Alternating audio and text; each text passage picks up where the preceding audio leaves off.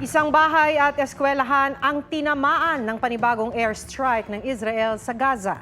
9 na po ang nasawi sa eskwelahan. Yan at iba pang balita abroad sa report ni Mark Salazar.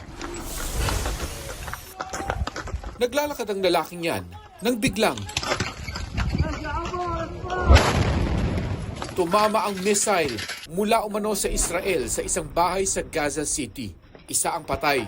Binomba rin ng Israel ang isang eskwelahan na pinagkukublihan ng mahigit 300 Palestinian. Di bababa sa 9 na po ang nasawi. Git ng Israel, mga pasilidad ng Hamas ang target nila.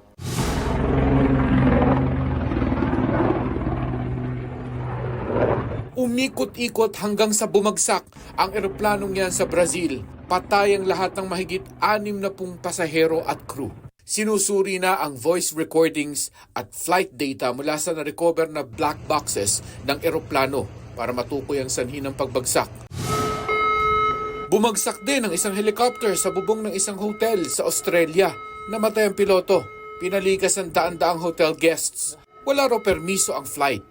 Mark Salazar, nagbabalita para sa GMA Integrated News. Marian Rivera, isa sa mga Best Actress sa Cinemalaya Independent Film Festival 2024. Para yan sa pagganap niya bilang si Teacher Emmy sa pelikulang Balota ng GMA Pictures at GMA Entertainment Group. Sa lahat po ng bumubuo ng Cinemalaya, marami pong salamat sa inyo. To my GMA family, thank you. Direk Kip. Hindi ako ilimason! Hindi ako ilimason! Mga eksena sa Widow's War, lalo pang nagiging intense. Prime suspect ngayon si Francis, na ginagampanan ni Jeric Gonzalez sa pagpatay kay Basil Palacios. Bea Alonzo sa Usaping Pag-ibig. I've always been a hopeless romantic and I still believe that there's someone out there for me.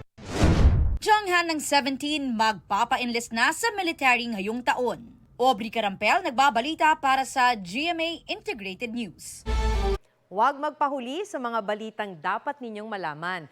Mag-subscribe sa GMA Integrated News sa YouTube. Sa mga kapuso abroad, subaybayan nyo kami sa GMA Pinoy TV at sa www.gmanews.tv.